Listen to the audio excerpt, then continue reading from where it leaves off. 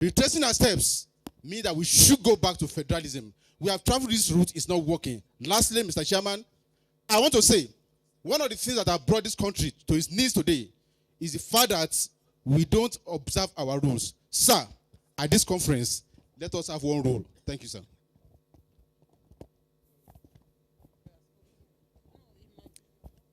Okay. Thank you.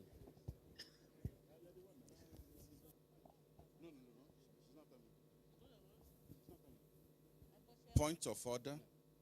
Yes. Mr. Chairman, I'm talking under the order about correctness of information. And I want to say that, thank you very much. I want to say that, Mr. Chairman, order 10. Yes, I have a senior advocate very near me calling my attention. Yes, Mr. Chairman, on a very serious note, I find myself making comments on statements made by my friends, and that is an irony indeed. It is not true that no Nigerian university is ranked in Africa or in the Commonwealth. I know that University of Ilorin is well ranked. Thank you. 7 of them. Thank you very much. Thank you, former Vice Chancellor. Thank you.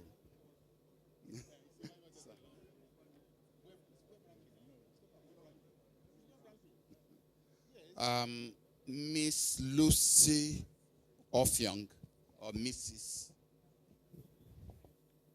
The chairman, distinguished delegates, it's my pleasure to be given this opportunity to speak at this August conference.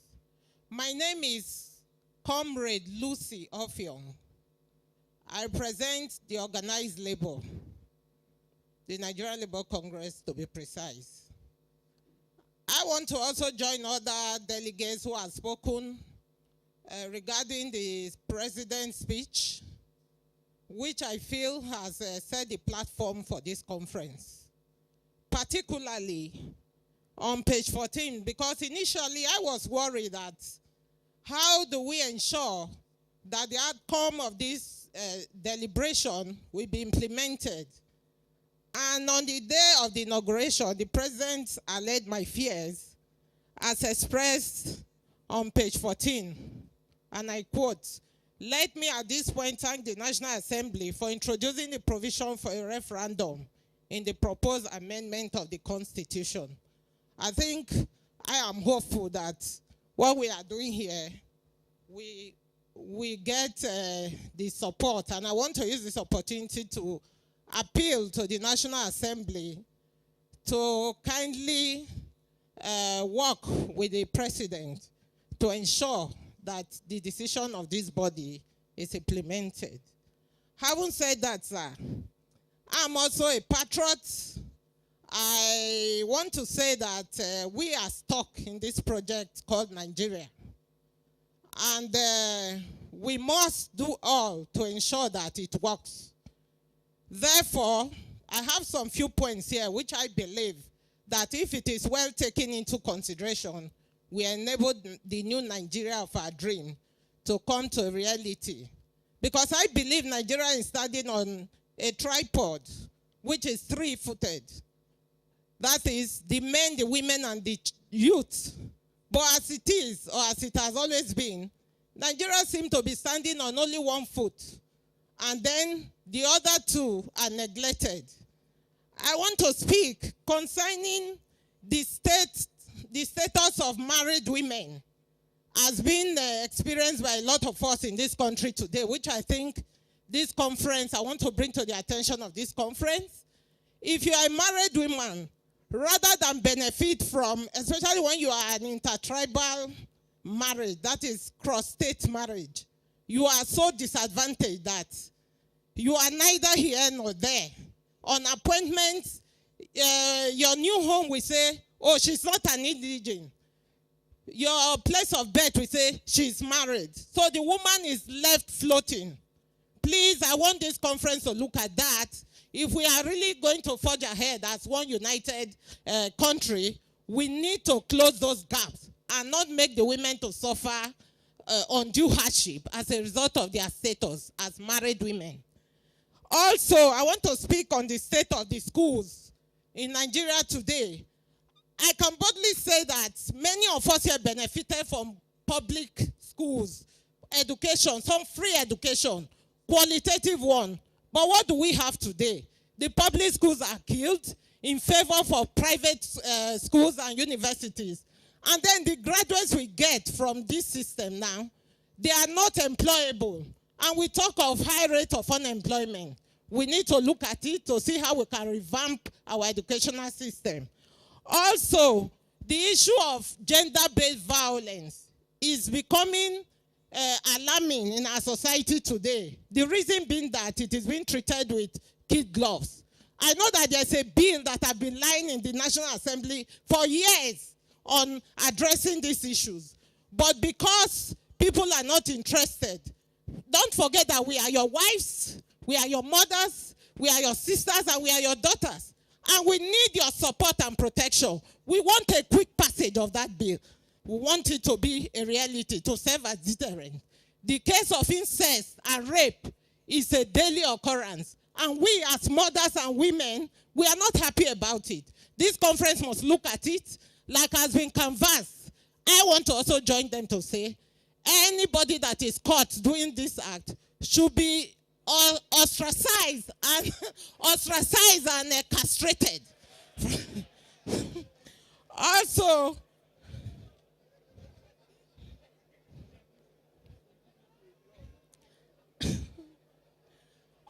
I want to also draw the attention of this conference to the issue of indigenship. Indigenship is a major problem representing the organized labor. My members, workers, are the worst hit because as a result of looking for greener pasture, they are forced to move from their place of birth to other places. Some of them, they spend as much as 35 years in another community that is not theirs. And they are treated, they are discriminated against. They are not allowed. Their children are made to pay differential school fees. Is this the new Nigeria that we all crave for?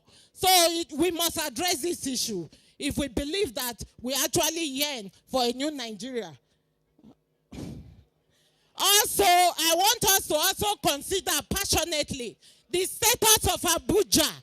We were told that Abuja is going to be for everybody. But today, there is a phenomenon that is gradually creeping into Abuja. Some people are claiming to be indigenous. Is that what we want? Abuja should be for everybody. I want this conference to consider that. Thank you very much, Mr. Chairman, for this opportunity. I wish you successful deliberation. Thank you. Thank you. That chair is guided by the bell. So, and a woman is in charge of the bell. So, comrade, thank you very much for your contribution. But all this talk of castration is making me afraid to come into this hall.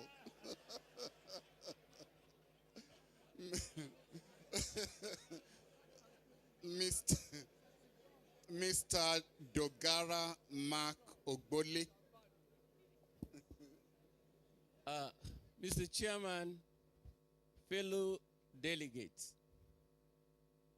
I am Dogara Mark Ogbole from Nasarawa State in central Nigeria. I am a retired school teacher, and I am here as an elder statesman.